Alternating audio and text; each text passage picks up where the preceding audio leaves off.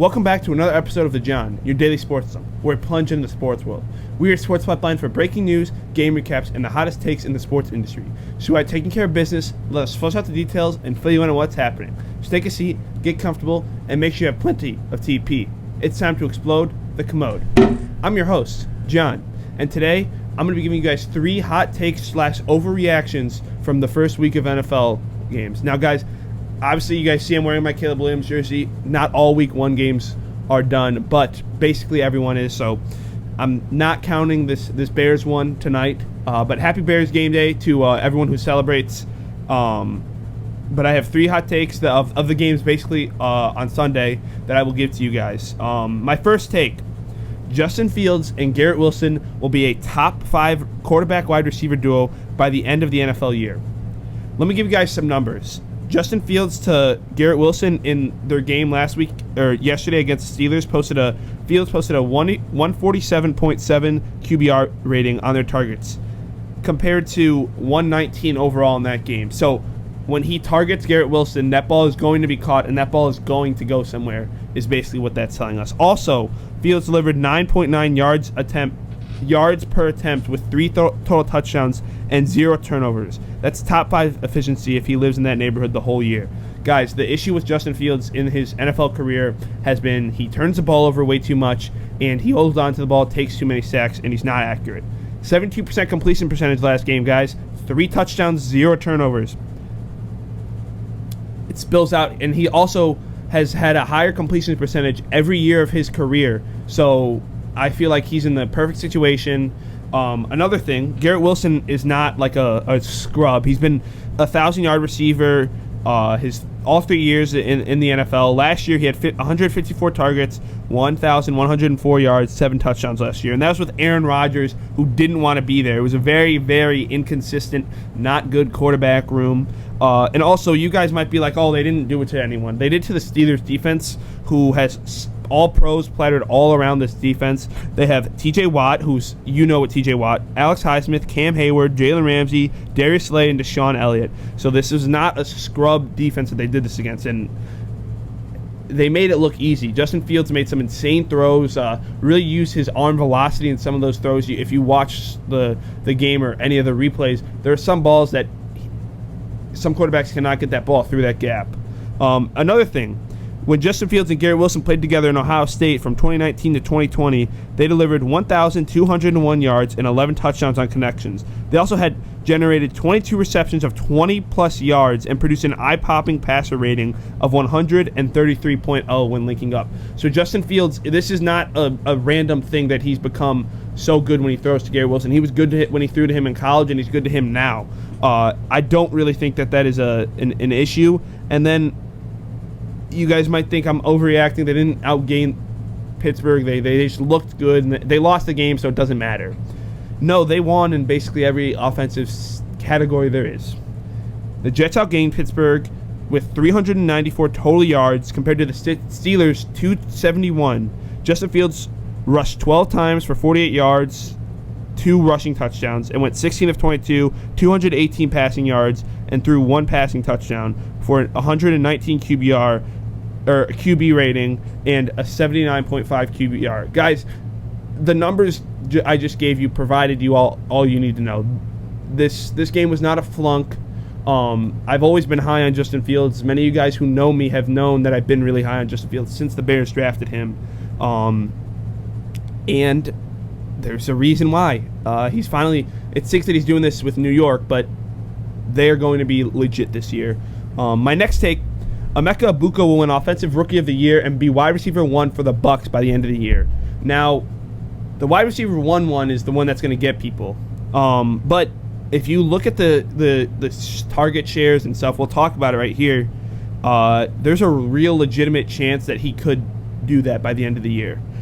So his debut game, 4 receptions, 67 yards, 2 touchdowns. Obviously, the touchdown with a minute left, or 59 seconds left, to win the game. So 2 receiving touchdowns. And since 1970, Emeka Egbuka became only the second player to have a game-winning touchdown with under a minute remaining in his very first career game, alongside Ernest Wilford in 2004.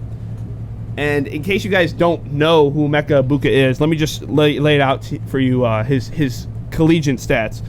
205 yards, 2,868 yards, 24 touchdowns, and in 2024, he had 81 receptions, 1,011 yards, and 10 touchdowns on a national title team.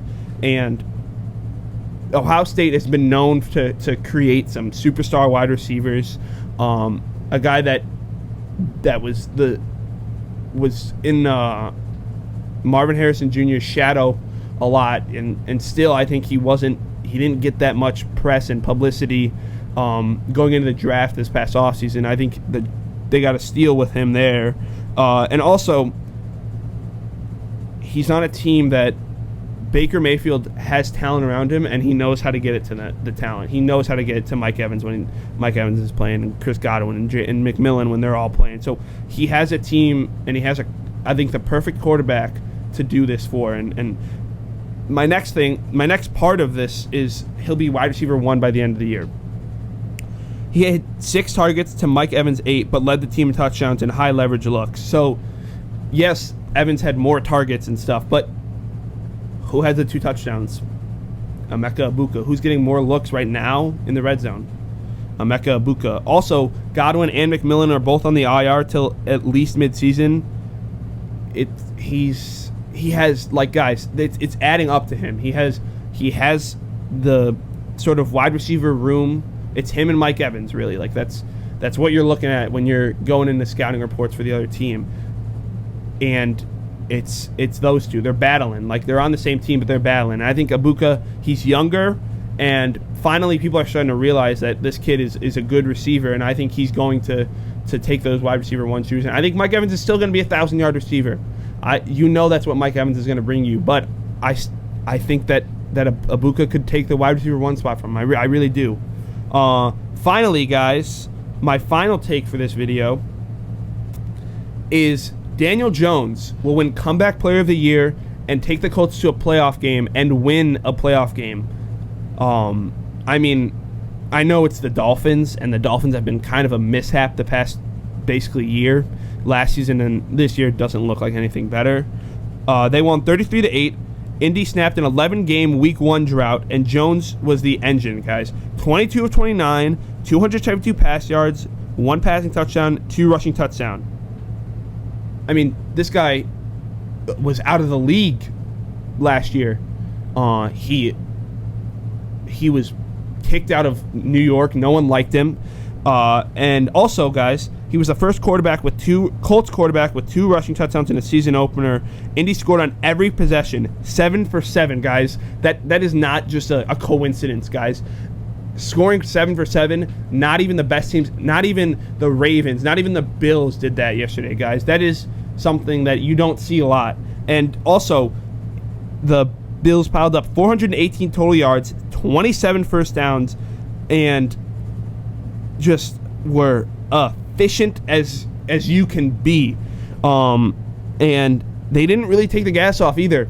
They kept going through the whole game, and that's something that it is something that I think is important. You're not taking any downs off. You're not taking any plays off, and I think that's something that will also make Daniel Jones a good competitor for the Colts this year. And another thing that I really want to preference this is another reason why I picked that I think the Colts that could make the playoffs is they have a sort of middle to the pack, not crazy hard but not crazy easy schedule.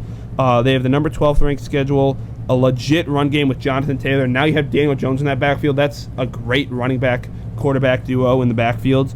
And Lou Anarumo's defense is, even though last year wasn't great with the Bengals, you know he's a good defensive coordinator. He'll get something out of you guys. So they have a very good path, I think, to being 10 wins. And also, I get what you guys are saying. It's one game. Am I overreacting a little bit? Yes. But you don't just go 22 of 29, have almost 300 passing yards and 2 touchdowns on accident.